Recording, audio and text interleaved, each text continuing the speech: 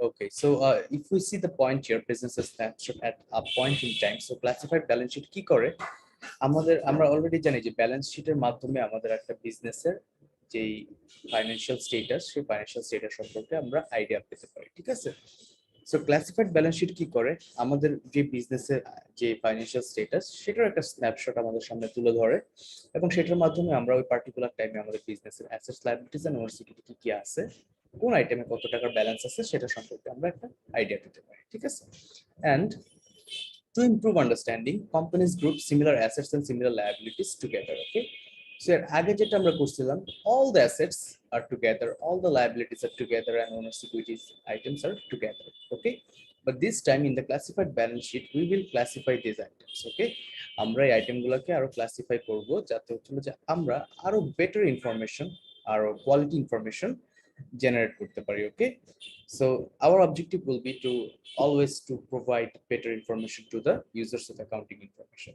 So এটার জন্য আমরা অ্যাসেট কে চারটা ক্যাটাগরিতে, মানে ব্যালেন্স শিটে অ্যাসেট কে আমরা চারটা ক্যাটাগরিতে, যেটা হচ্ছিল current assets, long term investments, property plant and equipment, intangible asset, এই চারটা ক্যাটাগরিতে টোটাল অ্যাসেট গুলোকে আমরা ডিভাইড করব। দেন লায়াবিলিটিস এন্ড ওনার সিকিউরিটিতে আমরা শুধুমাত্র লায়াবিলিটিস কে ডিভাইড করব, যেটাকে আমরা করব current liabilities and long term liabilities হিসেবে, ঠিক আছে। And owner security will be the same as it was. So আমরা দেখি, আমরা যদি একটা ক্লাসিফাইড ব্যালেন্স শিট কি একটু দেখতে চাই তাহলে এটা দেখতে কি রকম হবে। সো এটা থেকে আমরা একটা আইডিয়া পেতে পারি যে this is how the classified balance sheet will look like. So here you will see the heading current asset, and under this heading you will see all the current assets the business currently has. Okay, then long term investments, same, all the long term investments are here. Property plant and equipment, so all the property plant and equipment the business owns are here, and then intangible assets. Okay, so আমরা এই categorise করার জন্য আমাদের কিন্তু এই আইটেমগুলো সম্পর্কে খুব একটা ভালো আইডিয়া থাকতে হবে, যাতে আমরা বুঝতে পারি একটা একটা আইটেম দেখার পরে আমরা বুঝতে পারি এটা কি আসলে current asset, either or long term asset, নাকি প্রপার্টি প্ল্যান্ট এন্ড ইকুইপমেন্ট, নাকি ইনট্যানজিবল অ্যাসেট। ফর এক্সাম্পল, কে যদি আমাদেরকে বলে ইনভেন্টরি আমাদের কোন ক্যাটাগরিতে যাবে, তাহলে আমাদের সেটা বুঝতে হবে যে ইনভেন্টরি একটা current asset. And same with the current liabilities, long term liabilities, and owner security ক্ষেত্রে things are the same. Okay, so now we see that আমরা কিভাবে বুঝবো যে একটা অ্যাসেট, একটা পার্টিকুলার আইটেম একটা কারেন্ট অ্যাসেট। ওকে, সো কারেন্ট অ্যাসেট বোঝার জন্য আমাদের বুঝতে হবে যে কোন ক্যাটাগরিতে পড়লে আমরা সেটাকে কারেন্ট অ্যাসেট বলতে পারি। যদি কোনো আইটেম বা কোনো একটা asset we expect to convert it to cash or use it up within 1 year or the operating cycle, whichever is longer, তাহলে আমরা বুঝবো যে এটা একটা কারেন্ট অ্যাসেট। ওকে, সো যদি কোনো অ্যাসেট, আমি আবার বলতেছি, যদি কোনো asset that we can convert that asset into cash or we can use that asset within 1 year or the operating cycle, whichever is longer, then we can say that that is a current asset. Okay, so এখানে একটু confusion আপনাদের হতে পারে যে 1 year or the operating cycle, whichever is longer. So সেক্ষেত্রে আমি বলে দিই, অপারেটিং সাইকেল সম্ভবত ধরেন একটা বিজনেসের এখানে যে এই যে ডেফিনিশনটা দেওয়া আছে অপারেটিং সাইকেলে, যে ধরেন আপনি একটা ইনভেন্টরি কিনলেন, কেনার পরে সেটাকে প্রসেস করলেন, প্রসেস করার পরে সেল করলেন, সেল করার পরে সেটা থেকে যে টাকাটা কালেক্ট করার ছিল ওটা কালেক্ট করলেন, এই যে সময়টা, এই সময়টাকে বলা হয় একটা বিজনেসের operating cycle. So for example, আমি হয়তো বা জানুয়ারির 1 তারিখে কিছু কিনলাম, কেনার পরে হচ্ছিল যে সেটা আমার বিক্রি করে এরকম টাকা কালেক্ট করতে করতে আমার ধরেন এপ্রিলের 30 তারিখ পর্যন্ত চলে গেল, ঠিক আছে।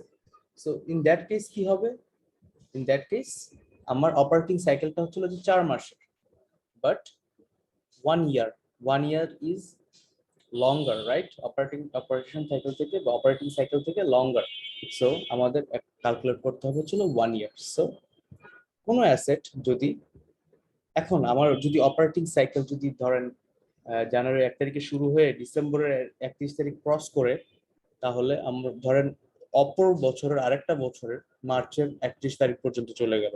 ধরেন কিছু বিজনেস আছে তাদের অপারেটিং সাইকেল বড় হয়, তো সেই ক্ষেত্রে তাদের ওই অপারেটিং সাইকেলকেই ধরতে হবে, যে ওই অপারেটিং সাইকেলের টাইমের মধ্যে যদি ওই অ্যাসেটকে ক্যাশে কনভার্ট করা যায় বা অথবা ইউজ করা যায়, তাহলে সেটা current asset.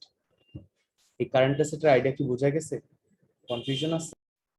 Okay, so this is current asset for us now.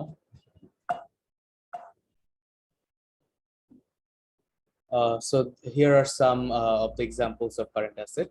So একদম শেষের যে লাইনটা, usually the current assets are usually listed in the order they expect to convert them into cash. মানে সবচেয়ে দ্রুত যেটাকে ক্যাশ করা যায় সেটা সবার আগে লিখতে হবে এবং এইভাবে সিরিয়ালি আসবে, যে যেটা সবচেয়ে দ্রুত তারপরটা যেটা সবচেয়ে বেশি দ্রুত, এভাবে। ফর এক্সাম্পল এখানে cash, cash is already A cash, so এটা সবার আগে বসবে, এটার কোনো সন্দেহ নাই, ঠিক আছে।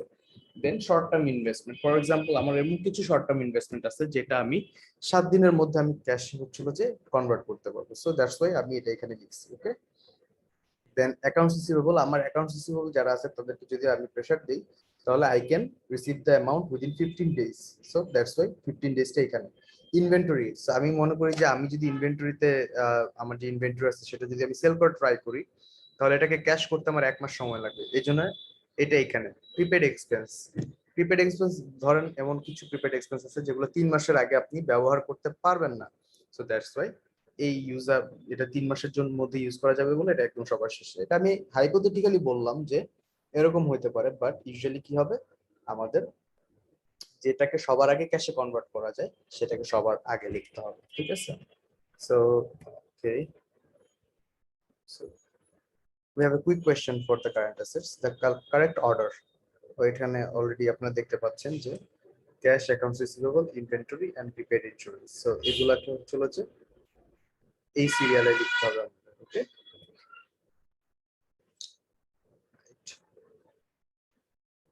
দেন আমরা চলে আসি লং টার্ম ইনভেস্টমেন্টে। লং টার্ম ইনভেস্টমেন্টে দেখেন কিছু কিছু ক্ষেত্রে আমাদের যে কোম্পানিটা আছে, আমাদের কোম্পানির অন্য কোম্পানিতে ইনভেস্টমেন্ট থাকতে পারে, স্টকস এন্ড বন্ডসে, এন্ড দেন আমাদের এমন কিছু ইনভেস্টমেন্ট থাকতে পারে, ফর এক্সাম্পল এমন কিছু ল্যান্ড এন্ড বিল্ডিং আমাদের কেনা আছে যেখানে আমাদের অপারেশন অ্যাক্টিভিটি চলে না।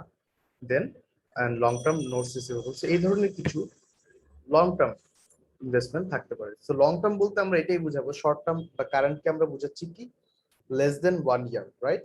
So more than 1 year ই হচ্ছে যে আমাদের long term in most of the cases, more than 1 year is the long term। property plant and equipment এ কি আসবে, সো যেগুলোর ইউজফুল লাইফ অ্যাকচুয়ালি অনেক লং হয়, for example in case of 10, 20, 30 years হতে পারে, ঠিক আছে। সো এবং যেটা আমরা এখন আমাদের কারেন্টলি আমাদের অপারেশনে ইউজ করতেছি এরকম কিছু, যেরকম কোনো একটা ল্যান্ড, কোনো একটা বিল্ডিং, কোনো একটা প্ল্যান্ট, কোনো একটা মেশিন, এগুলো আমরা যদি আমাদের অপারেশনে ইউজ করে থাকি তাহলে হচ্ছিল যে এটা আমাদের প্রপার্টি প্ল্যান্ট অ্যান্ড ইকুইপমেন্টের আন্ডারে চলে আসবে, ঠিক আছে। এন্ড ডেপ্রিসিয়েশন বলতে যেটা বোঝানো হচ্ছে, আমরা যখন আমাদের property plant and equipment, for example land, building and machineries, এগুলো আমরা ইউজ করি, এগুলো কিন্তু ভ্যালু আস্তে আস্তে কমতে থাকে।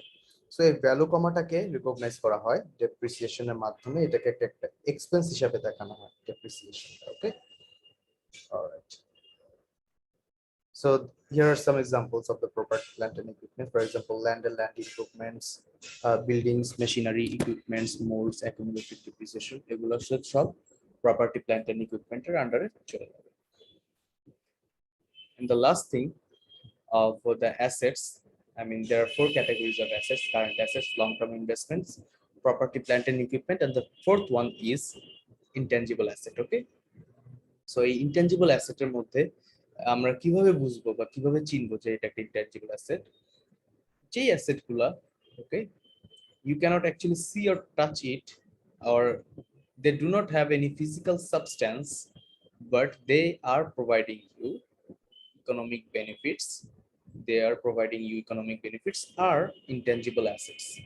So here are some examples of intangible assets. Okay, goodwill, একটা বিজনেসের যদি সুনাম থাকে তাহলে it's one of our assets, because এই goodwill এর কারণে I will get most customers, I can price by my own will, and I can sell quality products to all of them. Okay, so goodwill is an intangible asset for the company. যেমন এটা হচ্ছিল যে Time Warner incorporation, it's a film company, so they have a film library as well. So film লাইব্রেরিতে তাদের কালেকশনে যে ফিল্মগুলো আছে এগুলো শো থেকে তারা যে পরিমাণ টাকা ইনকাম করতে পারবে, সো এটাকেও তারা একটা ইনটেনজিবল অ্যাসেট হিসেবে দেখাইতে পারে। বর্তমান বিশ্বে সবচেয়ে বড় অ্যাসেট হচ্ছিল যে আমার ডেটা, সবচেয়ে বড় অ্যাসেট হচ্ছে যে data and information. So customer list it's one of the information or data we have.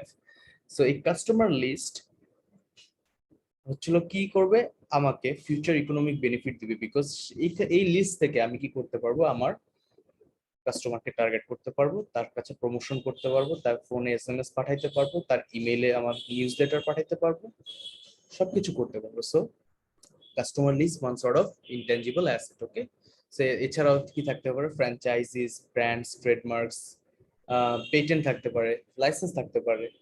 এগুলো হচ্ছিল যে it those things, I mean all those things here, including patented, trademark, license, everything, that will provide you some sort of economic edge or benefit. Okay, and that's why they are actually asset for our business. For example,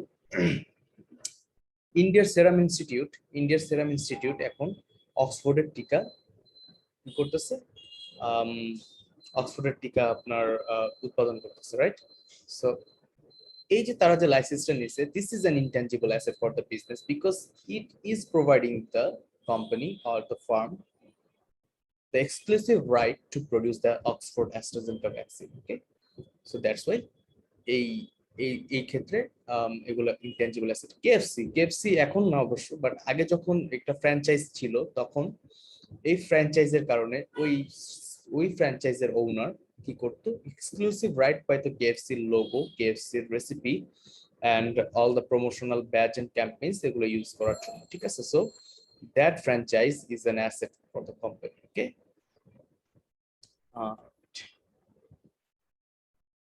so these are all the intangible assets. Okay, so patents and copyrights আমরা একটু আগে দেখলাম, so these are intangible assets.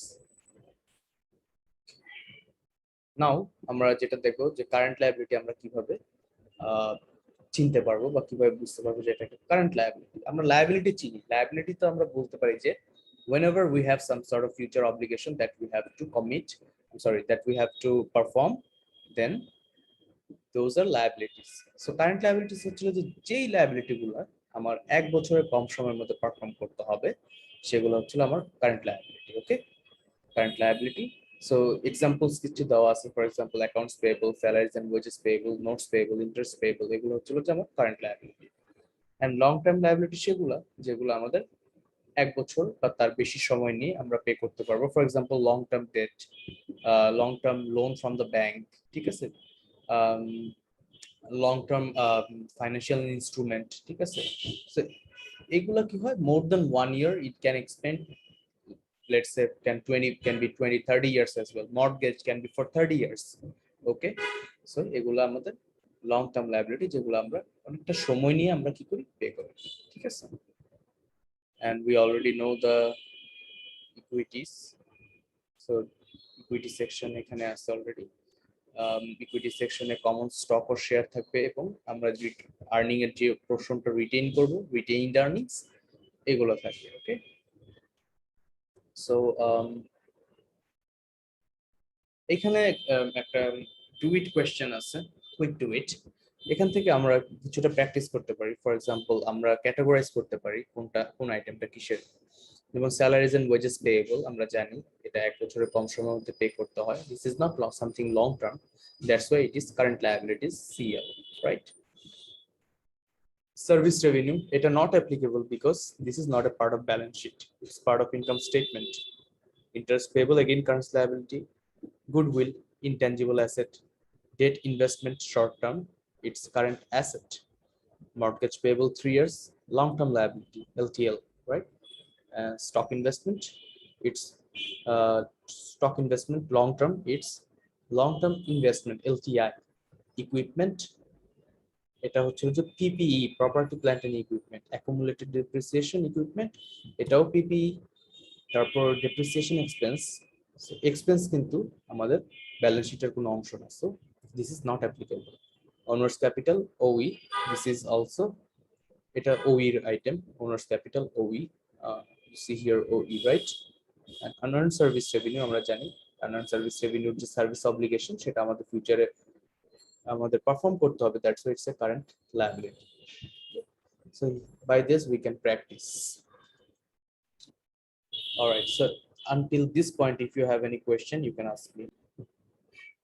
So multiple step income statement আমরা দেখতে পাচ্ছি যে it shows several steps in determining net income, মানে কয়েকটা স্টেপে আমরা ট্রাই করার পরে we can reach in our net income, কারণ আমরা সিঙ্গেল স্টেপ ইনকাম স্টেটমেন্টে দেখছি we have a single step income statement here. If you watch it, no, not this. So this is a single step income statement. So এখানে কি করি আমরা, এখানে আমরা revenue from all the revenues we deduct all the expenses and we get net income, right? Single step, revenue minus expense, single step. Okay, but in multiple step income statement we actually have multiple steps so that we can reach our net income. So two steps from here are associated with operating activities and the other step it's associated with the non-operating activities. So basically আমরা কি try করি, আমরা multiple step income স্টেটমেন্টের মাধ্যমে আমরা try করি যে আমাদের যে অপারেটিং অ্যাক্টিভিটি আছে আমাদের বিজনেসের সেটাকে আমরা নন অপারেটিং যে অ্যাক্টিভিটি আছে সেখান থেকে আমরা আলাদা করার ট্রাই করি। ওকে, এবং এটা করার কারণ হচ্ছে হলো যে আমাদের যারা ইনভেস্টর আছে, যারা আমাদের অ্যাকাউন্টিং ইনফরমেশন যারা চায়, ঠিক আছে, তারা অলওয়েজ সবসময় কি চায়, অনেক ক্লাসিফাইড ইনফরমেশন চায়, যে একদম স্পেসিফিক, একদম to the point information. So এই যে আমাদের মাল্টিপল স্টেপ ইনকাম স্টেটমেন্ট, এখান থেকে আমরা তাকে অনেক বেটার ইনফরমেশন প্রোভাইড করতে পারি। কিভাবে আমরা একটু দেখার ট্রাই করি। সো দেখেন কি আইটেমস এর নিচে লেখা আছে নেট সেলস। তো সর্বপ্রথম আমরা যেটা করব, সেলস থেকে মানে সেলস রেভিনিউ যেটা আছে এখান থেকে আমাদের all the returns and allowance and discount এগুলো বাদ দিয়ে আমরা নেট সেলস বের করব, ঠিক আছে। So this is total sales and এখানে সব returns and allowance and discounts বাদ দিয়ে আমরা কি করলাম, নেট সেলস বের করলাম। এন্ড নেট সেলস থেকে যখন আমরা কস্ট অফ গুডস সোল্ড বাদ দিলাম তখন আমরা পাই gross profit. So this is only the product related things of the company, right? Only the product related things of the company. যেমন কস্ট অফ গুডস সোল্ড বলতে যেটা বোঝায়, ফর এক্সাম্পল আমি একটা জিনিস 100 টাকা বিক্রি করছি, বাট এটার পেছনে আমার খরচ হয়েছে 80 টাকা। সো দ্যাট 80 টাকা is my cost of good sold. Okay, so এই সেলস থেকে মানে নেট সেলস থেকে কস্ট অফ গুডস সোল্ড বাদ দেওয়ার পরে প্রথম স্টেপে আমরা পাই বিজনেসের গ্রস প্রফিট, যেটাকে আমরা বাংলায় বলতে পারি মোট লাভ, ঠিক আছে। এন্ড গ্রস প্রফিট থেকে এখন আমি তো শুধুমাত্র আমার কস্ট অফ গুডস সোল্ড আমার একমাত্র খরচ না, cost of goods sold is not my only expense. আমরা গ্রস প্রফিট পাওয়ার পরে I have some other business expenses for operation. For example, I have to provide salary, I have to pay utility expense, I have to pay advertising expense, I have to pay depreciation expense and transportation, insurance. Okay, so এগুলোর জন্য what I need যে আমার যে operational যে income সেটা পাওয়ার জন্য I need to deduct all the operating expenses from my gross profit, and the next step we get our operating expenses. So আমরা এই অপারেটিং এক্সপেন্সেস বাদ দিয়ে টোটাল ইনকাম ফ্রম অপারেশন, দেখেন ইনকাম ফ্রম অপারেশন এটা আমরা পাই $30,000। ওকে, so এই $30,000 হচ্ছিল যে আমার বিজনেস অপারেশন থেকে আমার ইনকাম। নাও দেখেন এখানে কিছু বলা আছে যে other revenues and gains, other expenses and losses. So এই যে আদার বলা, because they are not actually related to my core operation. Okay, so other revenues and gains আছে আমার 3600 আছে আমার রেভিনিউ, আদার রেভিনিউ, যেটার মধ্যে আছে ইন্টারেস্ট রেভিনিউ, মানে আমি কোথাও ইনভেস্ট করছিলাম সেটা থেকে আমি ইন্টারেস্ট পাচ্ছি, এবং কোন একটা প্ল্যান্ট অ্যাসেট আমি সেল করছিলাম সেটা থেকে $600 আমার লাভ হয়েছে। This is not my operation because my company is an audio company. আমার তো প্ল্যান বিক্রি করা আমার কাজ না, এটা আমি করছি, কোনোভাবে লাভ হয়েছে, that's fine, I am also recognizing it, but this is not my operational income. Okay, and other expenses যেমন interest expense and casualty loss from vandalism, চুরি, আগুন, ঠিক আছে, এরকম কিছু লস বিজনেসে হতেই পারে। So that in that case these are the losses. So a 30,000 plus 3,600 minus 2,000, এটা করে আমরা পাই 31,600, which is the net income of the business. ওকে, এখন আমার 30,000 হচ্ছিল যে বিজনেসের income from operation and net income হচ্ছিল 31,600. Okay, so this are the non operating activities. After the adjustment of the non-operating activities, I get the net income.